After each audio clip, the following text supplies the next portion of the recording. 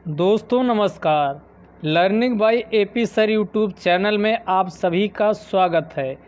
और हम लोग इंडिया ईयर बुक 2020 डिस्कस कर रहे थे और अब आप लोग पता नहीं क्यों इतना सुस्त पड़ गए हैं, जबकि अब ये समय है कि हम पूरे अपने ज़ोर शोर से तैयारी में लग जाएं, क्योंकि इस दौरान लॉकडाउन का जो सदुपयोग करेगा आने वाला फ्यूचर उसी के हाथ में होगा।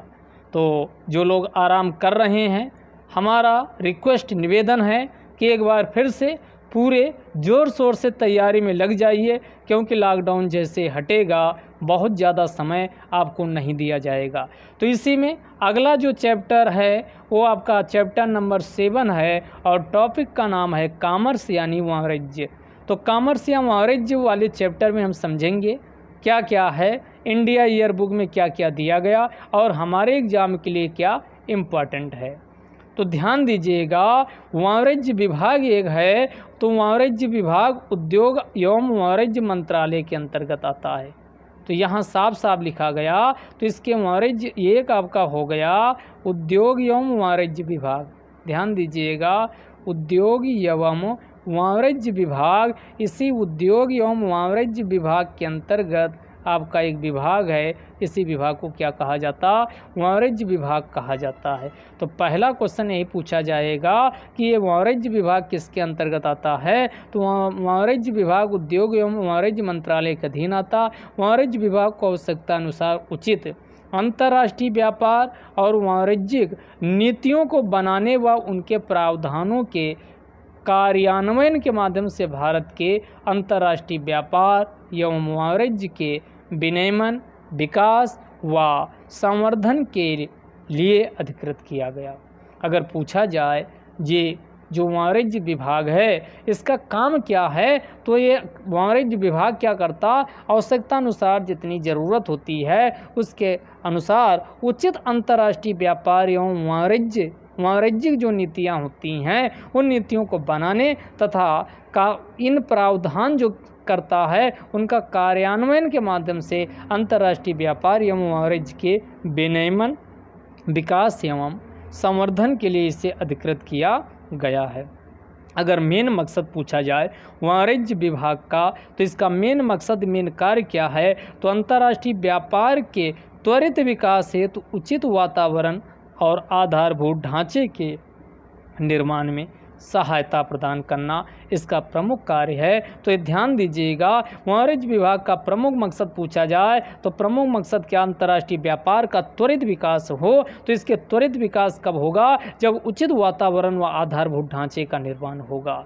तो आपका यहाँ बिल्कुल स्पष्ट लिखा गया, अंतर्राष्ट्रीय व्यापार के त्वरित विकास हेतु उचित वातावरण एवं आधारभूत ढांचा, इंफ्रास्ट्रक्चर का जब तक डेवलपमेंट नहीं होगा तब तक अंतर्राष्ट्रीय व्यापार का उचित विकास नहीं हो सकता। तो अंतर्राष्ट्रीय व्यापार के उचित विकास के लिए, अंतर्राष्ट्रीय व्यापार के उचित विकास के लिए उचित वातावरण व अवसंरचनागत ढांचे का निर्माण करना इसका मेन मकसद है। और दूसरा हमने कहा, ध्यान दीजिएगा, अगला जो है विदेश व्यापार विभाग, जो वाणिज्य विभाग है या विदेश व्यापार नीति का प्रतिपादन करता है, इसी को फॉरेन ट्रेड पॉलिसी कहा जाता। तो अगर पूछा जाए फॉरेन ट्रेड पॉलिसी का प्रतिपादन, क्रियान्वयन एवं निगरानी कौन करता है, तो यह निगरानी इसी के द्वारा विभाग का, मतलब वाणिज्य विभाग के द्वारा की जाती है।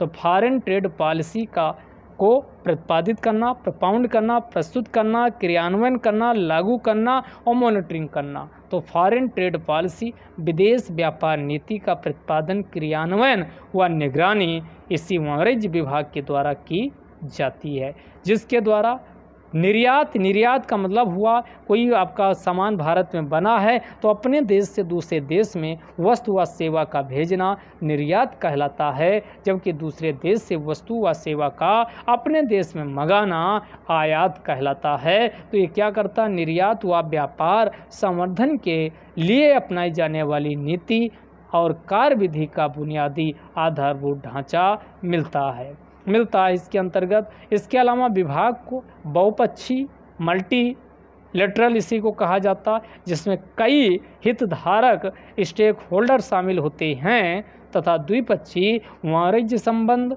विशेष आर्थिक क्षेत्र, राज्य व्यापार, निर्यात संवर्धन, व्यापार सुविधा और कुछ जो एक्सपोर्ट ओरिएंटेड इंडस्ट्री हैं तथा वस्तुओं के विकास व विनियमन से संबंधित जिम्मेदारियां इसको सौंपी गई हैं। वहाँ भारत सरकार के वाणिज्य विभाग ने, ध्यान दीजिएगा, 2020 तक देश को वैश्विक व्यापार में प्रमुख भागीदार बनाने तथा अंतर्राष्ट्रीय व्यापार संगठन में भारत की एक प्रमुख भूमिका हो, तो उसी के अनुरूप अपनी नीतियां बनाने के लिए यानी क्या है, दृढ़ संकल्पित है। अगर हम बात करें तो ये क्या आप मध्यम अवधि में की सोच में भारत वस्तुओं एवं सेवाओं को 2017-18 तक निर्यात को दुगना करेगा। कब के स्तर से, तो यहाँ कंपेयर किया गया 2008-9 की तुलना में। जितना 2008-9 में वस्तुओं एवं सेवाओं का, ध्यान दीजिएगा, जितना 2008-9 में वस्तुओं एवं सेवाओं का निर्यात हुआ था, उसी को 2017 व 18 तक दुगना निर्यात को कर देना है। ये आपका किसकी जिम्मेदारी है, तो वाणिज्य विभाग की ये जिम्मेदारी दी गई है। इसके साथ ही वैश्विक व्यापार में भारत की हिस्सेदारी भी क्या हो, यानी दुगनी हो, तो वैश्विक व्यापार में भारत की हिस्सेदारी भी दुगना करना इसका लक्ष्य रखा गया। तो मध्यम अवधि की सोच में क्या करेगा भारत, तो हमने कहा दो चीज़ें, वस्तु और प्लस सेवा। जितना 2008-9 में था, इसी को 2017-18 तक निर्यात वस्तुओं एवं सेवाओं के निर्यात को इंक्रीज करके दुगना कर देना है। और दीर्घावधि की सोच में भारत की वैश्विक व्यापार में जो हिस्सेदारी है उसको भी दुगना करने का लक्ष्य रखा गया है। क्या किया गया, लक्ष्य रखा गया है। अब हम बात कर लेते हैं निर्यात की स्थिति भारत की क्या रही है। तो भारत के माल जो यहाँ का वस्तु है, तो माल निर्यात में अप्रैल मार्च 2009-10 से कंपेयर किया गया और कहा गया, तो 9 दूना 18 यानी लगभग आपका 10 सालों का, 9 साल का अंतर है। तो अप्रैल मार्च, या इसी को कहते हैं अप्रैल मार्च, 1 अप्रैल से 31 मार्च क्या होता, वित्तीय वर्ष होता है। तो 1 अप्रैल से 1 वित्तीय वर्ष 31 मार्च तक चलता। तो अप्रैल मार्च यानी अप्रैल 2018 से 31 मार्च 2019 तक कितना प्रतिशत यानी वृद्धि दर्ज की गई, तो ये आपका निर्यात, माल निर्यात में 7.09% की वृद्धि दर्ज की गई। इस डेटा का प्रयोग आप किस में कर सकते हो, कोई आपका निर्यात का क्वेश्चन लिख रहे हो तो आप लिख सकते भारत की क्या अभी तक अचीवमेंट रही है, तो उसमें आप दिखा सकते भारत का माल निर्यात में वृद्धि हुई है, वो भी कितना, तो 7.09%। 7.09% कब, तो अप्रैल मार्च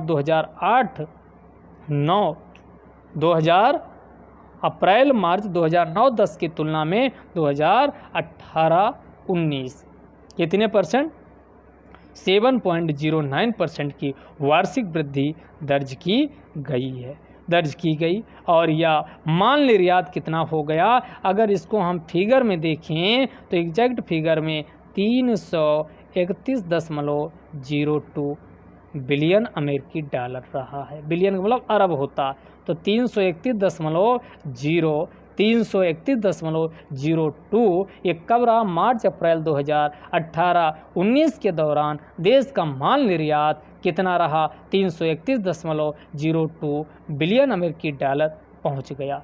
इस दौरान इससे पिछले वर्ष की तुलना में कितने, तो 9.06% की सकारात्मक वृद्धि दर्ज की गई है। इस तरह 2013-14 में किए गए 314 बिलियन अमेरिकी डॉलर के सर्वाधिक निर्यात को ये पार कर गया। तो यहाँ से आपका डेटा 2-3 निकले जो आपको बिल्कुल पता होना चाहिए और इसका आप प्रयोग कर सकते हो। तो पहला हमने कहा कि निर्यात का कंपेयर कब से किया जा रहा, 2009-10 से कंपेयर किया जा रहा, तो 9 दूना 18, 2018-19 से, यानी कि 1 अप्रैल 2009 से 31 मार्च 2010 के बीच यानी जितना माल निर्यात किया गया उसकी तुलना में 1 अप्रैल 2018 से 31 मार्च 2019 के बीच जितना माल निर्यात किया गया उसमें कितना उछाल दर्ज किया गया,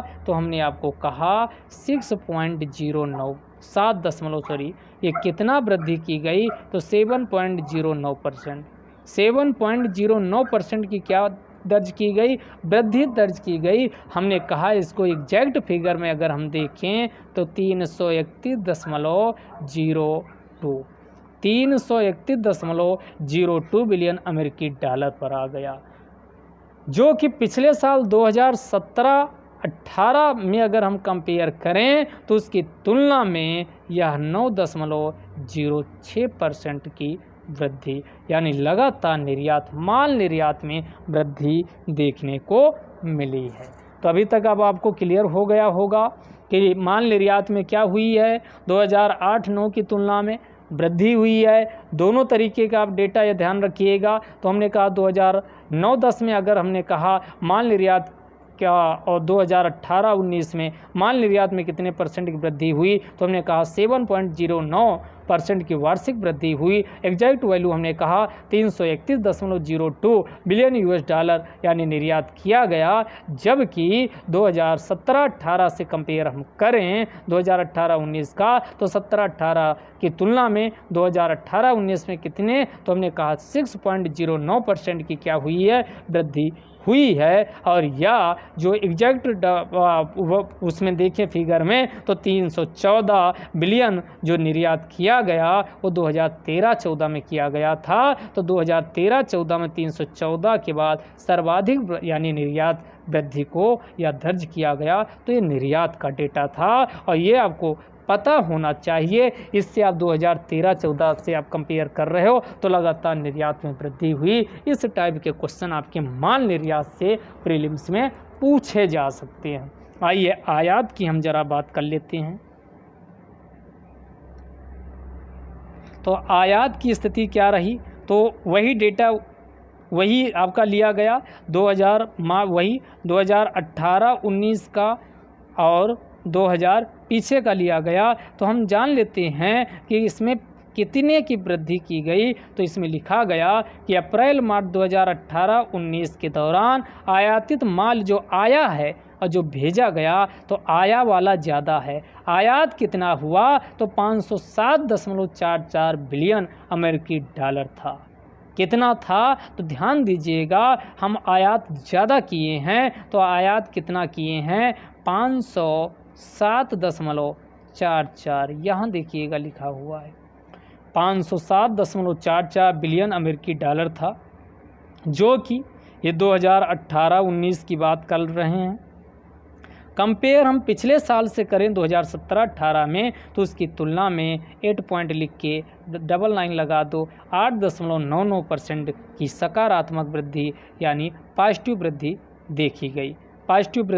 देखी गई। अगर हम बात करें अगला, इससे पिछले वर्ष की इसी अवधि के दौरान 465.58 बिलियन डॉलर मूल्य की वस्तुओं का आयात किया गया।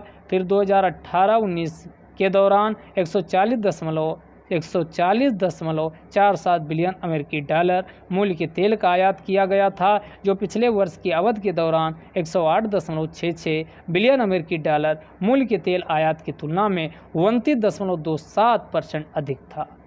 यानी इसमें क्या किया गया, पिछले साल से कंपेयर किया गया तो इसमें तेल की हिस्सेदारी बताई गई। जो हम कच्चा तेल मंगाते हैं वो कितना, 140.47 यानी 47 बिलियन अमेरिकी डॉलर तेल का आयात किया गया, जो कि पिछले कितना किया गया था, पिछले साल तो 108.66 बिलियन यूएस डॉलर किया गया था और यह 29.27% की वृद्धि थी। यानी अत्यधिक वृद्धि इसी तेल के आयात में की गई। किसमें की गई, तेल के आयात में की गई। तो ये ध्यान रखिएगा टोटल आयात कितना हुआ, तो हमने कहा तो टोटल आयात 2018-19 में कितना किया गया, तो हमने कहा 507.507 507.44 बिलियन अमेरिकी डॉलर रहा, जो कि पिछले साल की तुलना में अर्थात 2017-18 की तुलना में 8.99% की सकारात्मक वृद्धि देखी गई, जबकि पिछले साल लगभग 465.58 बिलियन मूल्य की वस्तुओं का आयात किया गया। अगर तेल की बात करें तो 140.47 यानी ये 140.47 बिलियन अमेरिकी डॉलर का तेल आयात किया गया, जबकि पिछले साल 2017-18 से कंपेयर किया जाए तो 108.66 बिलियन यूएस डॉलर का 108.66 बिलियन यूएस डॉलर का तेल का आयात किया गया, जो कि 29.27% अधिक था पिछले साल की तुलना में। बाकी आप वो घटा के टोटल से उसमें निकाल सकते हो, लेकिन बस आप इतना डेटा याद रखिएगा। बहुत ज़्यादा डेटा आप रखोगे तो आपका क्या होगा, गैर तेल वस्तुओं का आयात में वृद्धि अगर देखा जाए तो 2.82% रहा है और इसका एग्जैक्ट वैल्यू दिया गया, लेकिन बहुत ज़्यादा डेटा आप याद नहीं रख पाओगे। तो इतना डेटा आपको कम से कम पता होना चाहिए कि टोटल आयात ज़्यादा हुआ कि निर्यात। तो आपने सीखा कि क्या ज़्यादा हुआ है, यानी निर्यात हम कम किए, आयात ज़्यादा रहा 2018-19 में। 2018-19 में हम 507.44 बिलियन यूएस डॉलर का किए हैं, जो कि पिछले साल की तुलना में 2017-18 की तुलना में कितना अधिक रहा है, तो ये आपका 8.99% अधिक रहा, जो कि पिछले साल 465.58 बिलियन यूएस डॉलर था। फिर हमने कहा तेल की बात किया तो तेल का आयात कितना किया गया, 140.47 बिलियन यूएस डॉलर का तेल का आयात किया गया, जो कि पिछले साल की तुलना में 29.27% अधिक था, जो कि कितना किया गया था 108.66 बिलियन यूएस डॉलर का तेल का यानी आयात किया गया था। गैर तेल वाली वस्तुओं के आयात की बात करें तो यह पिछले साल की तुलना में 2018-19 में वृद्धि कितनी दर्ज की गई, तो ये 2.82% वृद्धि दर्ज की गई है, जो कि अगर मूल्य की बात करें तो इस 366.97 बिलियन यूएस डॉलर था, जबकि पिछले साल 356.92 बिलियन यूएस डॉलर था। तो इसमें मामूली सी वृद्धि हुई, यहाँ देख सकते हो 366.97 और फिर 356.92 बिलियन यूएस डॉलर रहा है। ये आपका अब क्लियर हो गया होगा। 366.97 है और 356.10 कम इधर है और 5 कम उधर है, तो 366.97 और 356.9 उधर 5 कम है तो 92 आपका बिलियन यूएस डॉलर था। इतना डेटा अगर आपका पता होगा तो मेंस में आप यकीन मानिए अगर ये डेटा आप मेंस तक पहुंचा ले गए तो आपका आपका थर्ड पेपर जो इकोनॉमिक्स का है उसमें आपका अच्छे खासे नंबर मिलेंगे। लेकिन उसके लिए वीडियो कम से कम 2-3 बार आपको सुनना होगा, तभी ये डेटा याद होगा। अगला देख लेते हैं व्यापार संतुलन की बात करें तो व्यापार संतुलन का मतलब यही होता है कि देखो व्यापार संतुलन आपका पॉजिटिव है कि नेगेटिव है, तो ये कब पता चलता है, अगर आपका नकारात्मक व्यापार संतुलन कब होगा, जब बाहर से सामान आप मंगाते ज़्यादा हो, यानी आयात ज़्यादा हो, आय ज़्यादा और बाहर से भारत की वस्तुएं दूसरे देश में कम भेजो तो निर्यात कम होगा, तो ये व्यापार संतुलन नकारात्मक होगा। अगर आप निर्यात दूसरे देशों को वस्तुएं ज़्यादा भेजते हो, निर्यात ज़्यादा है किसकी तुलना में, आयात की तुलना में, तो यह व्यापार संतुलन पॉजिटिव सकारात्मक होगा। तो व्यापार घाटा भारत का स्वाभाविक है। निर्यात कम हुआ, आयात क्या हुआ, निर्यात कम हुआ, आयात ज़्यादा हुआ, तो आयात ज़्यादा वस्तु जबकि भारत से वस्तुएं कम बेची गई, तो इसका मतलब क्या हुआ कि भारत का व्यापार घाटा रहा है। और अप्रैल मार्च 2018-19 फिर इसमें बताया गया व्यापार घाटा कितने बिलियन का रहा है, तो ये 176.42 बिलियन यूएस डॉलर का रहा, और जबकि पिछले साल 162.5 का था। ये दो डेटा जरूर याद रखिएगा। तो देखो ये 176.42, 42 को प्लस करोगे 6 हो जाएगा, तो 176.42 बिलियन यूएस डॉलर था। जबकि इसके पहले कितना था, 162.5 बिलियन यूएस डॉलर का व्यापार घाटा था। तो दोनों यानी व्यापार घाटा भी क्या हुआ है, ज़्यादा हुआ है। व्यापार घाटा भी ज़्यादा हुआ तो बिल्कुल क्लियर हो गया होगा कितना था, तो 176.42 बिलियन यूएस डॉलर का व्यापार घाटा 2018-19 में था, जबकि 2017-18 में 162.5 बिलियन यूएस डॉलर का व्यापार घाटा था। वैश्विक परिदृश्य की बात हम कर लेते हैं तो भारत ने हाल ही में प्रभावशाली वृद्धि की है। हालांकि पिछले कुछ वर्षों के दौरान वैश्विक विकास में करीब ठहराव की स्थिति बनी हुई, यानी वैश्विक व्यापार वृद्धि पर विपरीत नकारात्मक असर हुआ है।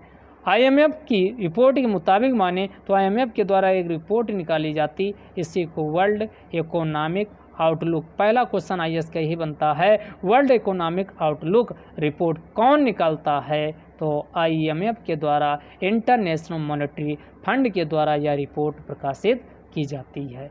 तो ये रिपोर्ट क्या बताती है, वैश्विक आर्थिक वृद्धि विश्व उत्पादन वृद्धि की तुलना में कम हो रही है। तो वैश्विक आर्थिक वृद्धि जितना उत्पादन होता है, तो वैश्विक आर्थिक वृद्धि विश्व उत्पादन वृद्धि की तुलना में कम रही। आर्थिक वृद्धि कम रही, उत्पादन ज़्यादा हुआ। हाल ही में जनवरी और अप्रैल 2019 की रिपोर्टों में वर्ष 2019-20 के लिए जो वैश्विक वृद्धि दर में गिरावट दर्ज की गई, तो ध्यान दीजिएगा 2019 में 3.3%, जबकि ये वैश्विक यानी विश्व की आर्थिक वृद्धि की बात कर रहा, जबकि 2020 में 3.6, लेकिन ये कोरोना का प्रकोप की पहले की है। कोरोना का कोविड-19 कोरोना वायरस की वजह से और यानी वैश्विक अर्थव्यवस्था की स्थिति डामाडोल हुई है।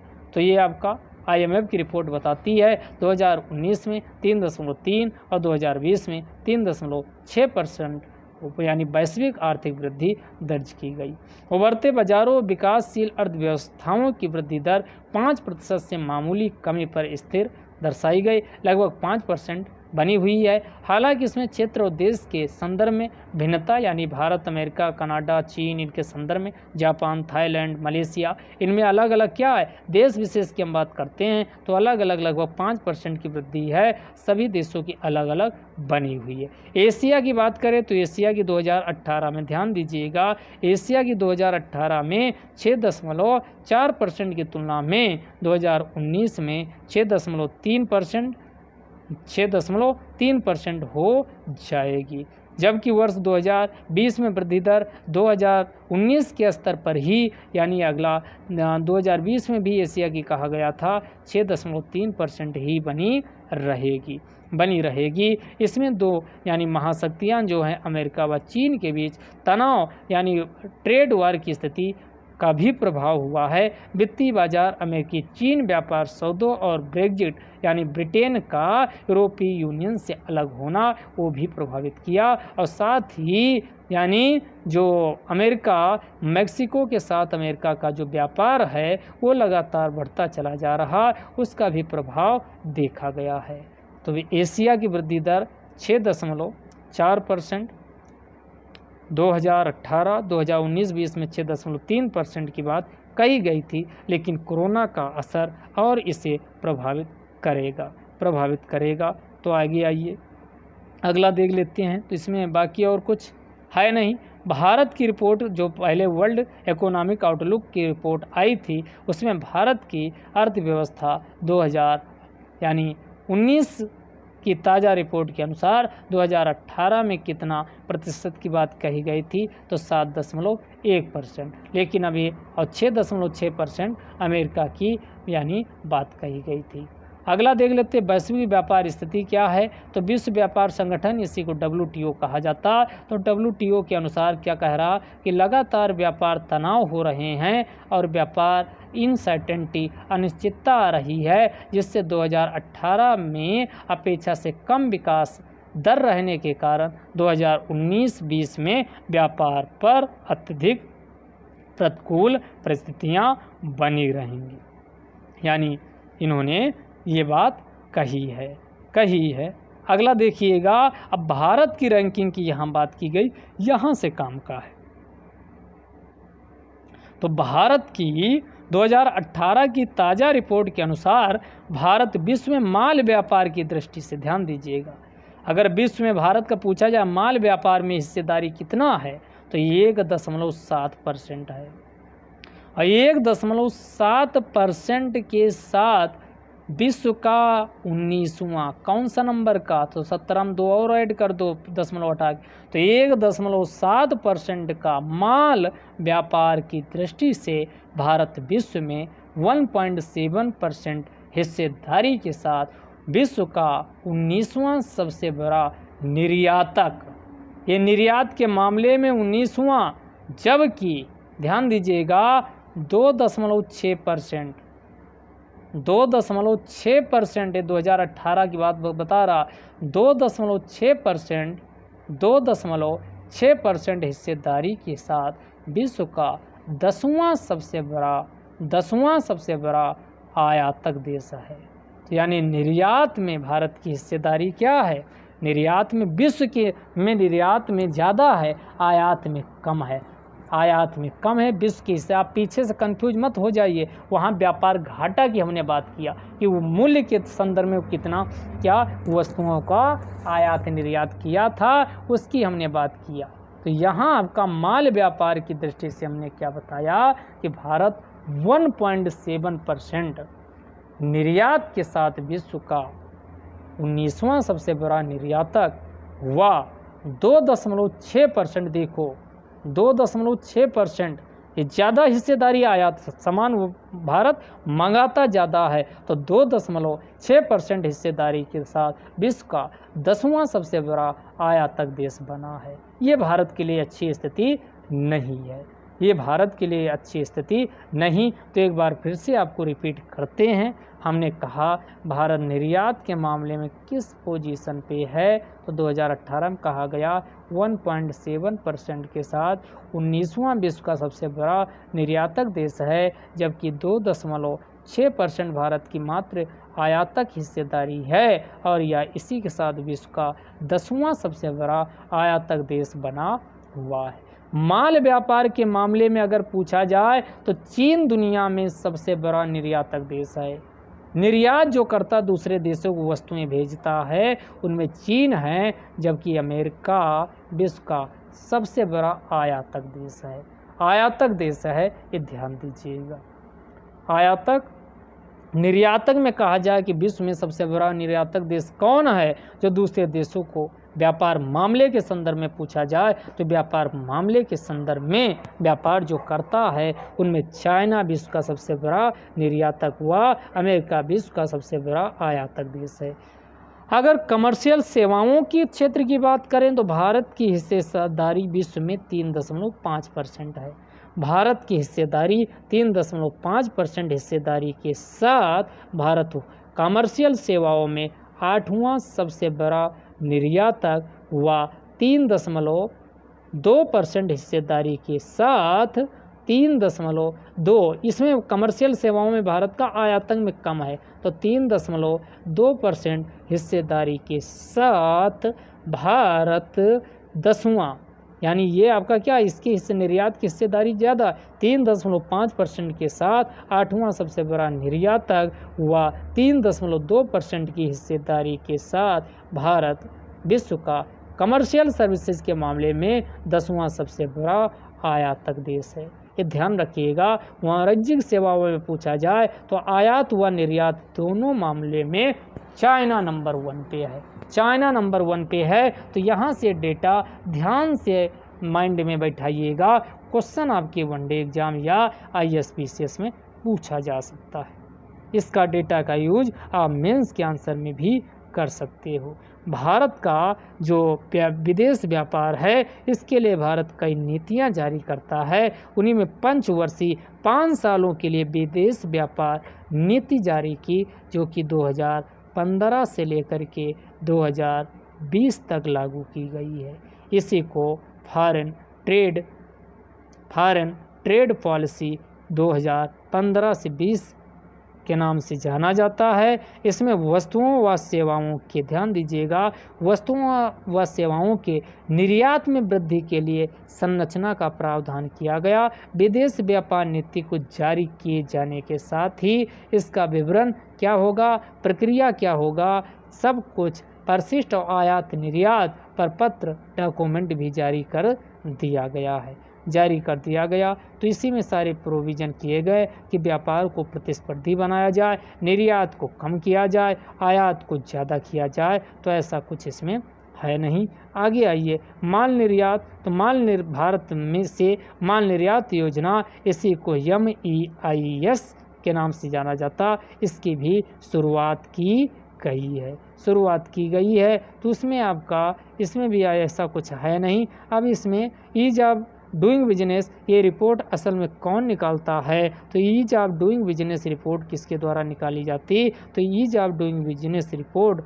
वर्ल्ड बैंक के द्वारा जारी की जाती है, जो विश्व की अर्थव्यवस्थाओं के बीच क्या करती, कंपेयर किया जाता। तो यहाँ से भी क्वेश्चन आपके एग्जाम में पूछा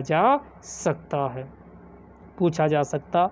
आगे आइए, तो इसमें देख लेते हैं सेवा निर्यात। तो भारत से सेवा निर्यात योजना तो दो हैं, एक भारत से माल निर्यात योजना और दूसरी भारत से सेवा निर्यात योजना, दो जारी की गई। दोनों की क्या विशेषताएं हैं, आप इसको करंट से अपडेट कीजिएगा। अगला आइए, अगला अग्रिम प्राधिकरण योजना, इसी को क्या कहा जाता, इसी को एडवांस प्राइसिंग अथॉरिटी के नाम से जाना जाता। तो एडवांस प्राइसिंग अथॉरिटी, इसमें मान लो कोई भी उत्पाद या सेवा है, पहले ही मूल्य तय कर लिया जाता, उसी के आधार पर क्या किया जाता, यानी वो माल तय समय पर उपलब्ध कराया जाता है उत्पादक के द्वारा। तो इसी को एडवांस प्राइसिंग अथॉरिटी के नाम से जाना जाता है। अगला रत्न और आभूषण क्षेत्र के लिए परियोजनाएं। तो इसमें आपका प्रीलिम्स के पॉइंट ऑफ व्यू से इसमें कुछ दिया नहीं है, तो ये आपके काम का नहीं है। आगे आइए, शुल्क छूट योजना के तहत प्राधिकारियों का जारी रखा जाना, इसमें भी काम का नहीं है। पूंजीगत वस्तुओं का निर्यात संवर्धन योजना, तो वही कंपटीशन को ज़्यादा किया जाए, पूंजीगत वस्तुओं के आयात की सुविधा उपलब्ध कराई जाए, उत्तम कोटि की वस्तुओं और सेवाओं के उत्पादन किए जाएं। तो ये सब उसमें वही कॉमन पॉइंट हैं। अगला काम का है आपका ये वाला विदेश व्यापार निदेशालय, इसी को फॉरेन ट्रेड डायरेक्टरेट कहा जाता, और इसका गठन 1991 में किया गया था, और यह वाणिज्य तथा उद्योग मंत्रालय के अंतर्गत आता है। तो ये ध्यान रखिएगा। तो ये पूछा जा सकता, विदेश व्यापार महानिदेशालय किसके अंतर्गत आता है? तो यह वाणिज्य उद्योग मंत्रालय के अंतर्गत आता है, जिसका प्रमुख विदेश व्यापार का महानिदेशक होता है। स्थापना 1991 में की गई, क्योंकि 1991 में यानी आर्थिक नीतियों में सुधार का दौर चल रहा था। तो ये अपनी स्थापना के समय से ही विनियमन यानी रेगुलेशन के माध्यम से विदेश व्यापार के नियमन और संवर्धन में क्या है, कार्यरत है। तो ये ध्यान रखिएगा, इसका भी उद्देश्य व्यापार को बढ़ावा देना है। आगे आइए, इसमें आपका आगे कुछ है नहीं, ध्यान देने योग्य वर्तमान मुद्दे। तो इसमें ऐसा कुछ है नहीं, रेडीमेड वस्तुओं ये सब बात की गई है। तो इसको हम कहाँ, इंडिया ईयर बुक के साथ साथ उसमें देखेंगे, किसमें, तो आपको इकोनॉमिक सर्वे में हम एक बार फिर से इसको देख लेंगे। फिर जीएसटी की बात इसमें की गई है कि जीएसटी से क्या क्या हुआ है। ई मार्केट, ई नाम, ई नेशनल मार्केट आपका उसमें बता चुके कि एक ही मंडी में सभी प्रकार की वस्तुओं का क्रय विक्रय किया जाना क्या कहलाता है, उसी को यानी नेशनल ई मार्केट के नाम से जाना जाता। यह पोर्टल 2016 में शुरू किया गया था। करंट में काफ़ी डिटेल इसके कंपोनेंट ये सब काफ़ी डिटेल में डिस्कस किए हैं।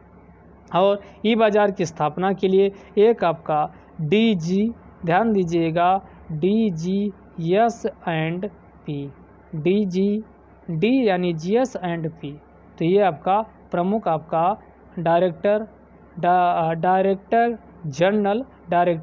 General of supply and disposal, इसी को क्या कहा जाता एंड डी, ये डी है डिस्पोजल, इस पीछे भी आ चुका है। ये प्रमुख इसका क्या किया गया, यानी प्रमुख इसका जितनी भी सरकार या लोक उपक्रम हैं खरीदी बेची गई विभिन्न वस्तुओं एवं सेवाओं के लिए समर्पित बाजार की स्थापना करता है। तो ई बाजार पूछा जा सकता, तो DGS एंड डी के द्वारा इसकी ई बाजार की स्थापना 2016 में की गई और यह पूरा तरीके से 2016 अगस्त में की गई थी। अक्टूबर में ये पूरी तरीके से सक्रिय हो गया और इसी के साथ एक ऑनलाइन, पूरी तरह से ऑनलाइन पारदर्शी व्यवस्था संचालित होने के साथ ही वस्तुओं एवं सेवाओं की सरलता, कुशलता, तीव्रता से आपूर्ति करती है। तो ये ध्यान रखिएगा। इसके अलावा एक और है आपका, उसी को गवर्नमेंट यानी ई मार्केट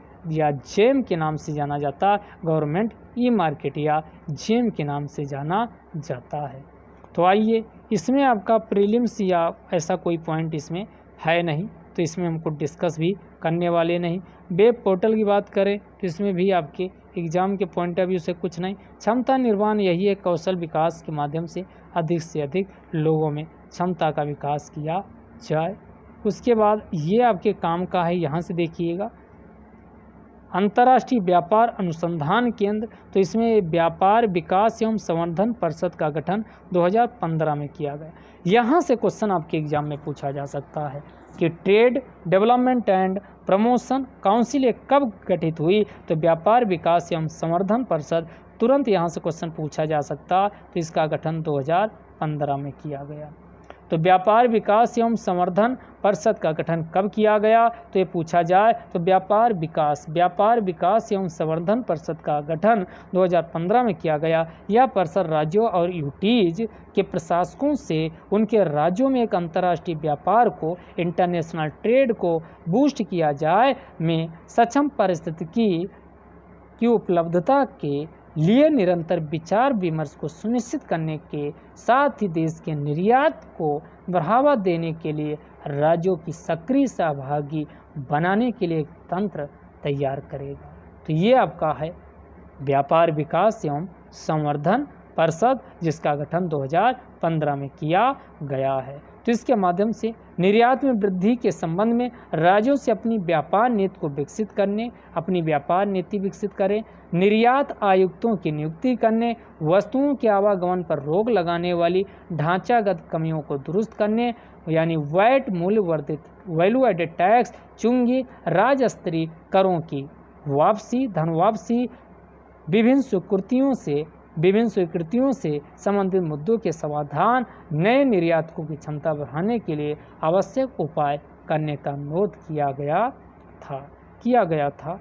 आगे आइए, विशेष आर्थिक क्षेत्र या इसी को स्पेशल इकोनॉमिक जोन के नाम से जाना जाता, तो निर्यात यानी एक्सपोर्ट दूसरे देशों में वस्तुओं को भेजना, निर्यात एक्सपोर्ट को बढ़ावा देने के लिए भारत एशिया के उनके चुनिंदा देशों में शामिल है, जिसने एक्सपोर्ट प्रोसेसिंग जोन इसे पहले कहा जाता था कि मॉडल के महत्व को समझा और इसकी शुरुआत 1965 से पहला आपका जो स्थापित होगा वो कांडला गुजरात में पहला एक्सपोर्ट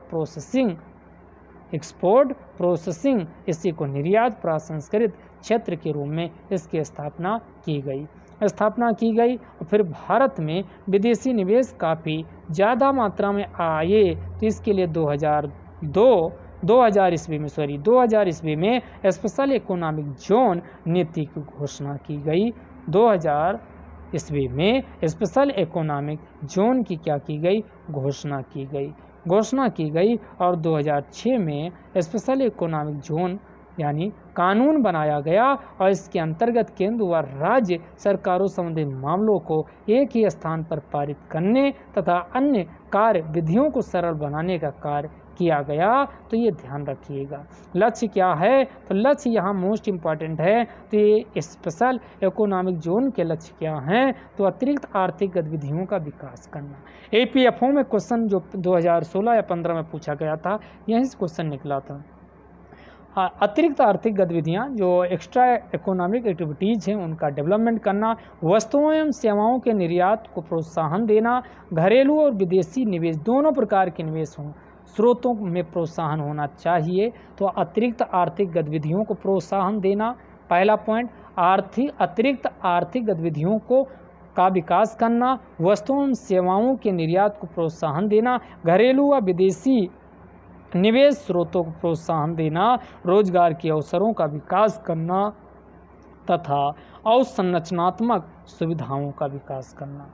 अवसंरचनात्मक सुविधाओं का विकास करना ये प्रमुख इसका लक्ष्य सौंपा यानी निर्धारित किया गया। तो ये 4-5 लक्ष्य हैं। अतिरिक्त आर्थिक गतिविधियों का विकास करना, वस्तुओं सेवाओं के निर्यात का प्रोत्साहन करना, घरेलू व विदेशी निवेश स्रोतों का प्रोत्साहन करना, रोजगार अवसरों का विकास करना तथा अवसंरचनात्मक सुविधाओं का विकास करना ये प्रमुख इसका लक्ष्य रखा गया है। डिजिटाइजेशन एवं PFMS की बात करें तो जितने भी आपका विभाग के सभी इस विभाग के जितने भी वेतन लेखा कार्यालय जैसे दिल्ली है, चेन्नई है, कोलकाता, मुंबई आदि का डिजिटाइजेशन कर दिया गया है। सब कुछ ऑनलाइन माध्यम से हो तो उसी के लिए आपका डिजिटाइजेशन को भी प्रमोट किया जा रहा है। इसके अलावा एंटी डंपिंग क्या होता, मान लो चाइना में कोई मोबाइल बना एक कंपनी ने, इसको मोबाइल भारत में क्या किया गया यानी सस्ते, वो अपने वहाँ शुल्क कम करती है और टैक्स कम लगा करके सीमा शुल्क भारत में सस्ते दामों पर उपलब्ध करवाती। तो यहाँ भारत के जो मोबाइल हैं उससे यानी प्रतिस्पर्धा नहीं कर पाते, जिससे भारतीय उद्योग या भारत के द्वारा निर्मित वस्तु व सेवा प्रतिस्पर्धा से बाहर हो जाते। इसी को क्या कहा जाता, इसी से बचने के लिए भारत सरकार या उस देश के द्वारा जो शुल्क लगाया जाता है उसी को एंटी डंपिंग शुल्क कहा जाता है। तो इसका उद्देश्य होता है स्वदेशी उद्योगों को संरक्षित करना, विदेशी निर्यातों के समान अवसर उपलब्ध कराना है ताकि वे घरेलू बाजारों में उनसे प्रतिस्पर्धा कर सकें।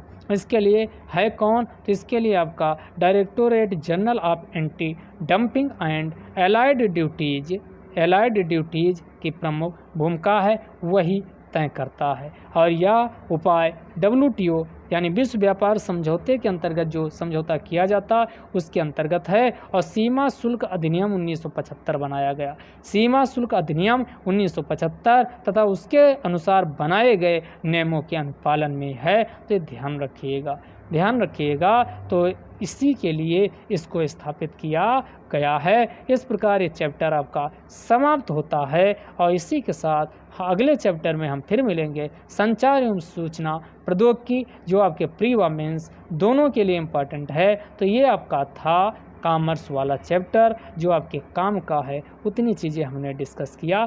Thank you very much.